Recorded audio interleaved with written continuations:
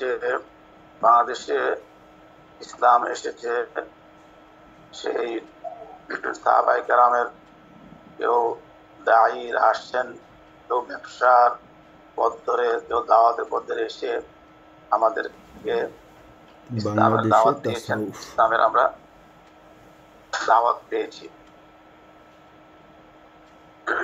আমরা ইতিহাস যদি খুঁজি তাহলে দেখা যায় বাংলাদেশে কোনো কোনো গবেষক বলেন বাংলাদেশে কোনো কোনো সাহাবায়ে কেরাম আসছেন বলে উল্লেখ করেন। যেমন পঞ্চগড়ের ইসলাম নামে একটা বইতে উল্লেখ করা আছে, সেখানে দেখা যায় 690 খ্রিস্টাব্দে দেশের প্রথম মসজিদ নির্মিত হয়েছে পঞ্চগড়ের জেলার পঞ্চগ্রাম ইউনিয়নের মাজেদের আরা নামক একটি গ্রামে। এটির নাম সাহাবায়ে কেরাম মসজিদ নামে অনেকে উল্লেখ করে থাকেন। 1987 সালে পঞ্চগ্রামে জঙ্গল খননের সময় প্রাচীন মসজিদের ধ্বংস পাওয়া যায়। এর একটি ইটে কালিমা তৈয়বা লেখা ছিল এবং সেখানে 69 হিজরি লেখা ছিল, যার থেকে অনুমান করা যায় এই মসজিদটি 69 হিজরিতে স্থাপিত হয়েছে। এইভাবে রংপুর থেকে আরম্ভ করে সারা দেশে ইসলামের দাওয়াত নিয়ে আসছেন। ইসলামের দাওয়াত দেশে সর্বত্র ছড়িয়ে দিয়ে দেওয়ার চেষ্টা করেছেন। তাদের মধ্যে একদল সুফি সাধক দরবেশও আমাদের দেশে এসেছেন দ্বীনের দাওয়াত নিয়ে, দ্বীনের প্রচারের উদ্দেশ্যে। এদের মধ্যে প্রথম সারির কথা যদি আমরা উল্লেখ করি, শেখ শরফুদ্দীন আবু তাওয়ামা, তিনি প্রথম দিকে যারা সুফিদের মধ্যে দেশে আসছিলেন, এদেশে তিনি সোনারগাঁয় তার অবস্থান ছিল। সেখান থেকে তিনি তাসাউফ চর্চায় এবং দ্বীনের খেদমতে কাজ করে যাচ্ছিলেন। বলা হয় শরফুদ্দীন আবু তাওয়ামা ইসলামের বাণী প্রচারের জন্য এদেশে আসছিলেন। তার জন্ম বুখারায়।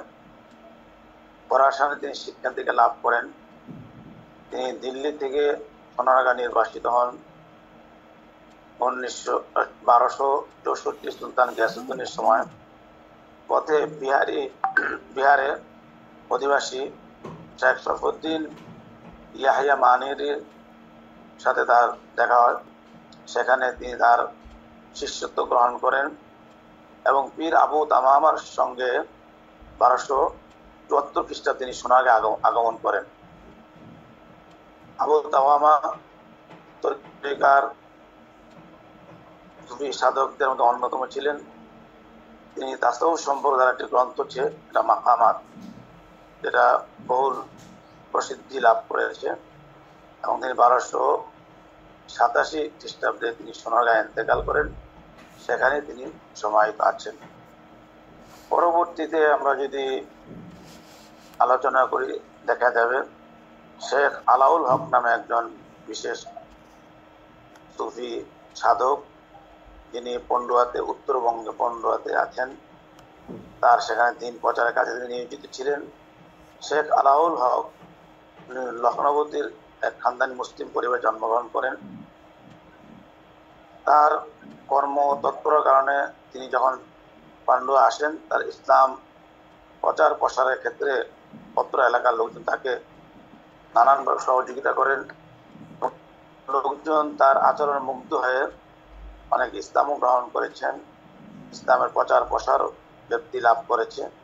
তিনি 1398 খ্রিস্টাব্দে ইন্তেকাল করেন। তারপরে আমরা আরেকজন সুফি সাধকের কথা যে উল্লেখ করি, সেটা হচ্ছে হযরত শাহজালাল ইয়ামানি রহমতুল্লাহ আলাইহি। তিনি সিলেটে আগমন করেছেন। তিনি তুরস্কের পুনিয়ানি শহরে জন্মগ্রহণ করেন। শৈশবে তার পিতা ইন্তেকাল করেন, ফলে খালুর তত্ত্বাবধানে তিনি লালিত হন। তার খালু ছিলেন সোহরাওয়ার্দী তরিকার একজন অনুসারী। তিনি খালুর কাছ থেকে তরিকার শিক্ষা লাভ করেন এবং খালুর আদেশ সে ইসলাম প্রচারের জন্য 360 জন তার অনুসারী নিয়ে দিল্লিতে প্রথম পৌঁছেন এবং দিল্লিতে চিশতিয়া তরিকার শায়খ খাজা নিজামুদ্দিন আউলিয়ার সঙ্গে তার সাক্ষাৎ হয়। দিল্লির সুলতান ছিলেন ফিরোজ শাহ তুগলক। তিনি শুনলেন যে সিলেটে রাজা গোবিন্দ ভয়ানক অত্যাচারী, তার প্রতিকারের জন্য সুলতান ফিরোজ শাহ তার ভাগ্নে সিকান্দার গাজীকে প্রেরণ করেন। সিলেটে আক্রমণ সময় শাহজালাল রহমতুল্লাহ আলাই তাদের অনুগামী ছিলেন এবং গৌর গোবিন্দকে পরাজিত করে সিলেটে ইসলামের পতাকা তিনি উড্ডয়ন করেছেন।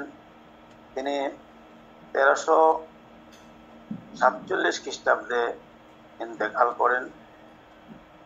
তারপরে বাংলাদেশে আরেকজন সুফি সাধক যার নাম শাহ মাকদুম রহমতুল্লাহ আলাই, তিনি রাজশাহী অঞ্চলে দিন প্রচার করেন, যার প্রাচীন নাম ছিল মহাকালগড়।